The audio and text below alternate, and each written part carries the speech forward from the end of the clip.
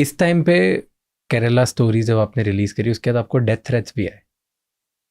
We've never spoken about that because we thought that would look like we're trying to take some kind of sympathy and trivialize the issue. मुझे ऐसा लगा कि हम वो diversion हो जाएगा और मेन इशू कहीं ना कहीं छुप जाएगा. So there were death threats.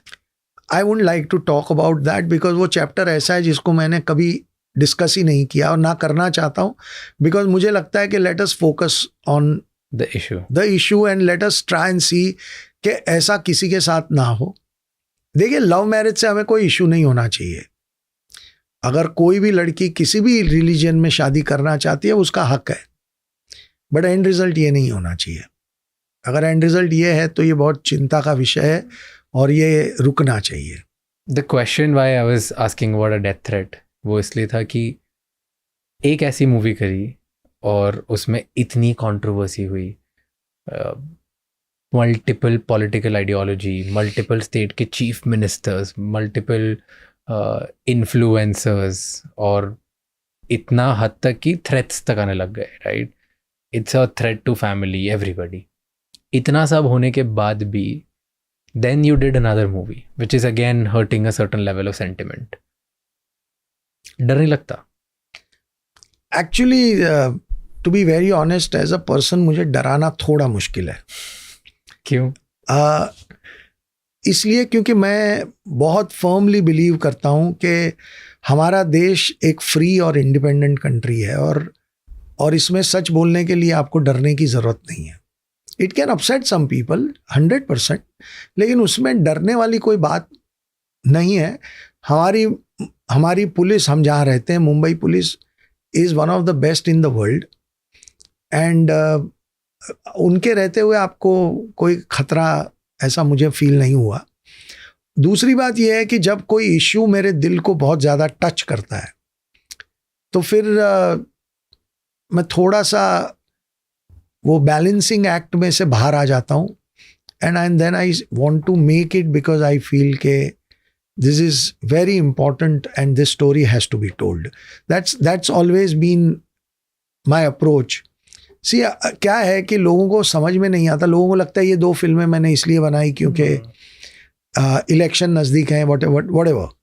मैंने एक शो बनाया ह्यूमन, डिज्नी हॉटस्टार पे है, that actually talks about how poor people are treated like guinea pigs when last phase of जो ह्यूमन ड्रग टेस्टिंग का फेज होता है उसमें क्या क्या धांधलियाँ होती हैं और कैसे human life is treated like no value, particularly poor people.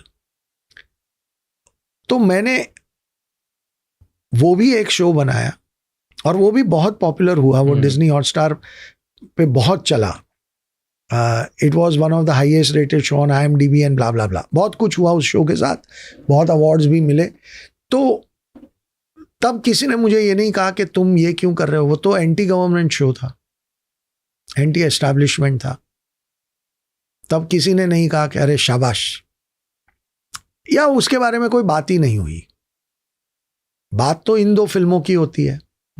तो इट्स नॉट दैट मैं जब कोई चीज़ पढ़ता हूँ या जब कोई चीज़ मेरे सामने आती है तो मैं फिर उसके बारे में अंदर से अगर एक आवाज़ आए कि ये हमारे देश के लोगों के साथ गलत हो रहा है और ये कहानी लोगों को जाननी चाहिए तो मैं फिर बनाता हूँ. Then I don't think otherwise. Okay, आपने बोला कि आपको इश्यूज़ जो होते हैं उन पे अगर आपको वो दिल पे टच कर जाता है, राइट, तो आप उनके बारे में मूवीज़ बनाते हो. तो पहले केरला स्टोरी के एक इशू की बात करते हैं, फिर बस्तर की बात करेंगे. केरला स्टोरी में आईसिस का जो मॉडल है वो कैसे ऑपरेट होता है? What is the issue? Like highlighted एक इशू क्या है जिसके ऊपर आपने पूरी एक मूवी बनाई? हाईलाइटेड इशू ये है कि आप मासूम लड़कियों को प्यार का झांसा देते हो, उन्हें कन्वर्ट करते हो, मैनिपुलेट करते हो to convert them and then actually those girls lives are destroyed. whether 6 months down the line they realize कि ये आदमी मुझसे एक्चुअली प्यार ही नहीं करता,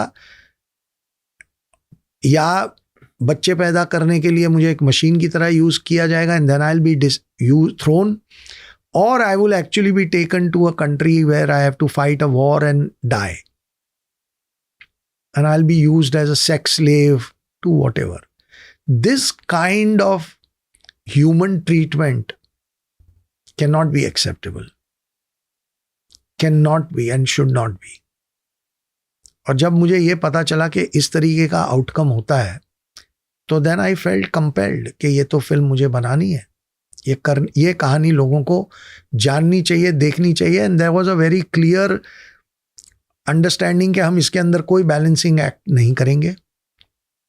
we are going to show the truth the way we have understood it, without showing के कोई sugar coating नहीं होगी, कोई पॉलिटिकल करेक्टनेस नहीं होगी. Truth and naked truth is what we will show. So, did you study about the model जिसके through ये operate होता है? I actually, as I said, we did a lot of research. We met a lot of girls. We heard lots of stories how they were trapped and what was the actual end game जब उनको पता चला. तो वो पूरा, and then we met a lot of people, scholars, people who are working on this rescue mission. There is one gentleman, Advocate Praseet, he is also working relentlessly on this issue for last 20 years. उनसे भी मुलाकात हुई, बहुत लोगों से बातचीत हुई, उसके सबका निचोड़ फिर इस फिल्म में आया. नहीं तो आपने उन लड़कों से बात करी, कभी ये सब मौका मिला? So there was one attempt made to kind of get one of those on the guys to talk. तो जब तक कैमरा ऑन नहीं था, and I was not there at that time, but there was somebody else who was trying to get a video of the guy, one of the, जो हमारी film में एक character है वो ही, जो रियल लाइफ में, and he was brazen about to say कि उसने 35 लड़कियों के साथ ऐसा किया है and no government can touch him. वो इतना कॉन्फिडेंट था. हाँ, इधर क्या करेगा, प्यार है, क्या करेगी गवर्नमेंट. एंड वो ऐसा क्यों करते हैं? क्योंकि आर दे ब्रेन वॉश और are they getting money to do this? Both of that. They're getting a lot of money and they are of course brainwashed.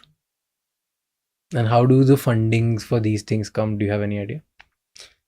It comes from Hawala, largely from so who fund these guys? Certain people who want to promote this ideology sitting in various countries of the world. हर ऐसे इस दुनिया में बहुत सारे लोग हैं ना जिनको ये सीरिया या यमन या अफगानिस्तान की जो वॉर है उनको फ्यूल करते रहना है. So those are the people. And a Hindu girl actually मर जाए क्या फर्क पड़ता है, ये सोच है. And in Kerala, Catholics are also, of course, they're getting trapped into this, right? The word love jihad was first introduced by a church, by a father, priest, not by any so-called BJP or anything. It's on record.